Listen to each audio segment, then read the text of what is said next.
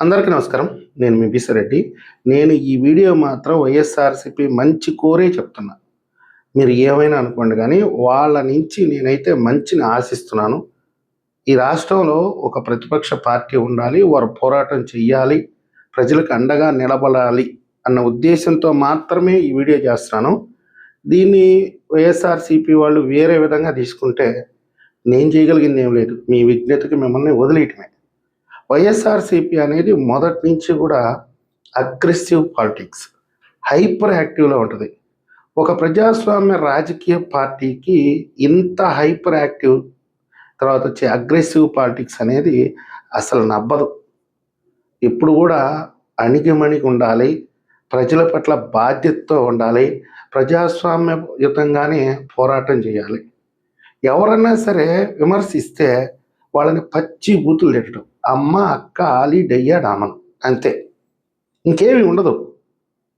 మీరేమనుకుంటున్నారంటే మేమంతా జగన్మోహన్ రెడ్డి గారికి శత్రువులు అని మీరు అనుకుంటున్నారు.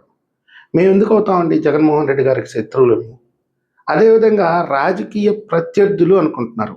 మేము ఎలా అవుతామండి రాజకీయ ప్రత్యర్థులమి? మేము కేవలం విమర్శకులు మాత్రమే. ఈ విమర్శకులు దొరకటం అనేది రాజకీయ పార్టీ చేసుకున్నటువంటి అదృష్టం. మేము నిత్యం ప్రజల్లో జరుగుతుంటాం. ఒక రాజకీయ పార్టీ అధినేతలకు కానివ్వండి, ఆ పార్టీ నాయకత్వానికి కానివ్వండి, విమర్శలు అనేవి వాళ్ళకి తెలుసుకునే అవకాశం ఉండదు.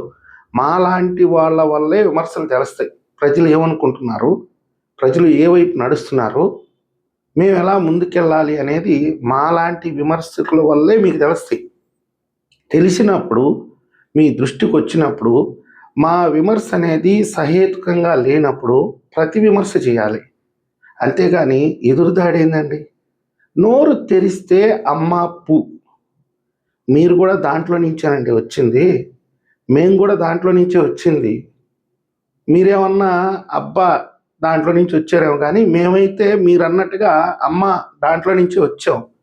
ఎందుకు వస్తుందండి నోటికి వస్తే అమ్మ? ఎందుకు వస్తాయి మీకు అసలుకి? మీరు అనుకోవచ్చు భయపెట్టి బెదిరించేసి 4 బ్యాడ్ కామెంట్లు పెట్టేసి లేదా ఒక 2-3 వీడియోస్ చేసేస్తే వాళ్ళు నోరు మూసేస్తారు. ఆ తర్వాత మన గొంతు ప్రజల్లోకి బలంగా వెళ్తుంది అని.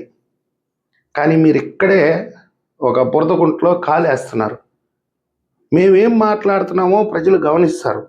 దాని నుంచి మీ వైపు నుంచి ఏ విధంగా రిప్లై వస్తుందో కూడా ప్రజలు స్పష్టంగా గమనిస్తారు. మేము కొంచెం పద్ధతిగా మాట్లాడుతున్నాం అనుకో, మీ కామెంట్లు నికృష్టంగా ఉన్నాయి, మీ ప్రతిస్పందన పరమ వరస్ట్గా ఉంది అంటే ప్రజలు చెప్పుతో కొడతారు మిమ్మల్ని. దాన్నే గమనిస్తారు ప్రజలు. మేము విమర్శించినప్పుడు దానికి ప్రతి విమర్శ చెయ్యండి, తప్పే లేదు. కానీ అమ్మ, ఎలకొడక ఇవన్నీ ఎందుకు వస్తాయి మీకు? నేను ఒక్కసారి జగన్మోహన్ రెడ్డి గారి గురించి ఒక్క చిన్న పొరపాటుగా, అది కూడా ఏంటంటే కొంతమంది వైఎస్ఆర్‌సీపీలో ఉండేటటువంటి నీచ నికృష్టులు నా కుటుంబాన్ని పదే పదే టార్గెట్ చేస్తూ ఉంటే నేను జగన్మోహన్ రెడ్డి గారిని ఏమన్నా అంటే వీళ్ళు ఆగతారేమో అన్న ఉద్దేశంతో, అది వాస్తవంగా చెప్పాలంటే బ్లండర్ మిస్టేక్. ఈ రోజుటికి కూడా జగన్మోహన్ రెడ్డి గారికి క్షమాపణ చెప్పుకుంటా ఉంటాను ప్రతిరోజు. ఆ మాట నేను అనకుండా ఉండాల్సింది. నేనేం పెద్ద తప్పు అనలా. ఆయనకి ఏదో అక్రమ సంబంధం ఉన్నట్టుగా నాకెవడో చెప్తే దాన్ని నమ్మేసి ఆ విధంగా ఫేస్బుక్లో ఒక పోస్ట్ వేసాను నేను, అంతే. ఆ తర్వాత పోస్టులు మొత్తం డిలీట్ చేసేసా. అంతకంటే ఆత్మ పరిశీలన అనేది ఇంకొకటి ఉండదు. జగన్మోహన్ రెడ్డి గారు శిక్ష వేసినా సరే నేను ఇప్పుడు అనుభవిస్తున్న శిక్ష కంటే తక్కువే. నేను అనాల్సింది కాదు ఆ మాట. కానీ మీరు ప్రతి నిత్యం పవన్ కళ్యాణ్ గారిని ఉద్దేశించి, చంద్రబాబు నాయుడు గారిని ఉద్దేశించి, లోకేష్ గారిని ఉద్దేశించి, తెలుగుదేశం పార్టీలో ఉండే మహిళా నాయకులను ఉద్దేశించి ఎందుకు అంత పచ్చి బూతులు, అంత అగ్రెసివ్గా ఎందుకు వెళ్తారు మీరు? మీకు కుటుంబాలు ఉంటాయి, మీరు ఉన్నతంగా చదువుకున్నోళ్ళే. అదే మాటలు పబ్లిక్లో మాట్లాడితే మిమ్మల్ని ఏ విధంగా చూస్తారు జనం? విమర్శలు చేశాము, మీరు పబ్లిక్లో మాట్లాడండి. ఇదిగో ఈ వ్యక్తి ఈ విధంగా విమర్శలు చేస్తున్నాడు, ఇందులో వాస్తవం లేదు, ఇతను కల్పితం చేసి ఈ విధంగా జగన్మోహన్ రెడ్డి గారి మీద ఆరోపణలు చేస్తున్నాడు, మా పార్టీ మీద ఆరోపణలు చేస్తున్నాడు అని చెప్పి మీరు క్లారిటీ ఇస్తే మేమే నోరు మూసుకొని తల దించుకొని బయటికి వెళ్ళిపోతాం కదా. మీరు కేవలం కామెంట్లు మాత్రమే పెట్టగలరు. మేము రోజుకి 5 వీడియోలు చేస్తాం. మర్యాదగా, గౌరవంగా ప్రజల ముందు తల ఉంచి వాళ్ళకి చెప్పుకునే ప్రయత్నం చేస్తాం. దానివల్ల మీకే బొక్క. ఫస్ట్ ఒక 10 కామెంట్లకు భయపడతాం, ఒక 20 కామెంట్లకు భయపడతాం, ఒక నెల రోజులు భయపడతాం, 2 నెలలు భయపడతాం, 3వ నెల మా పని మేము చేసుకుంటూ పోతాం, ప్రజల్లోకి వెళ్ళిపోతాం. దానివల్ల ఎవరికి నష్టం? మీకే నష్టం. 13 సంవత్సరాలు 14 సంవత్సరాలు మీరు పార్టీ స్థాపించిన నాటి నుంచి 8 సంవత్సరాలు మీరు ఏం చేసినా చెల్లుబాటు అయింది. ఆ తర్వాత తిరగబడిపోయింది. ఎందుకు తిరగబడిపోయింది అన్నదాన్ని కూడా మీరు ఆత్మపరిశీలన చేసుకోలేకపోతున్నారు. దయచేసి నేను విజ్ఞప్తి చేస్తున్నాను మీకు, ఇది ప్రజాస్వామ్య వ్యవస్థలో అగ్రెసివ్ పాలిటిక్స్ అంటే ప్రజల పక్షాన నిలబడి అగ్రెసివ్గా పోరాటం చేయడం. ఎక్కడన్నా ఏదన్నా ప్రభుత్వం ఒక చిన్న తప్పు చేస్తే అక్కడ పోయి కూర్చొని ఆ బాధితులకి న్యాయం జరిగేంత వరకు మీరు పోరాటం చేయడం. అంతేగాని మీకెవరన్నా వ్యతిరేకంగా మాట్లాడితే వాళ్ళని పచ్చిబూతులు తినడం కాదు. ఇప్పుడు ఎవరో కొంతమందికి ఆ పొట్టేలు బొమ్మలేసి మేము అధికారంలోకి వస్తే వీళ్ళని ఇలా చేస్తాము, ఫస్ట్ వీళ్ళనే లేపేసేది, ఆ రప్ప ఇవన్నీ ఏంటంటే గలీజ్ మాటలు. ఇవన్నీ ప్రజలు భయభ్రాంతులకు గురవుతారు. మీకు ఎన్ని రకాలుగా చెప్పినా, ఎంత చెప్పినా మీకు అర్థం కావట్లేదు.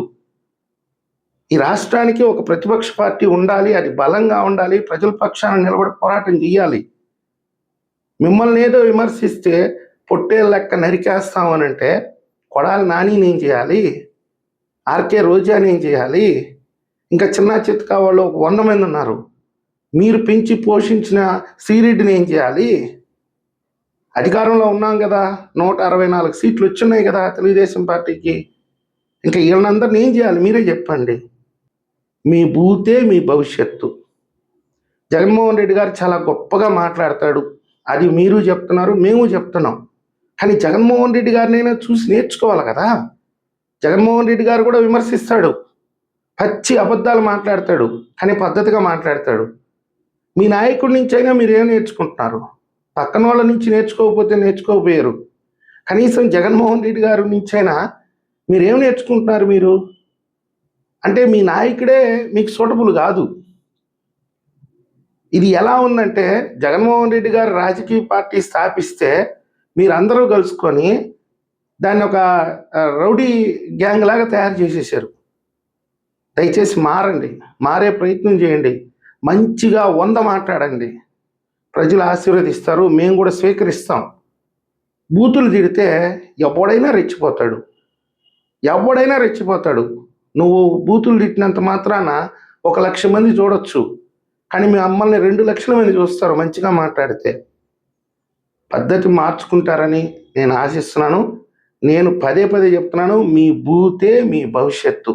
మీరు ఎప్పుడైతే బూతులు కంట్రోల్లో పెట్టుకుంటారో మీ భవిష్యత్తు చాలా చక్కగా ఉంటుంది. ప్రజల్ని నమ్మించే ప్రయత్నం చేయండి, ప్రజల్ని దగ్గరికి తీసుకోండి. ఇంకా మా లాంటి వాళ్ళు 100 మంది ఉంటారు.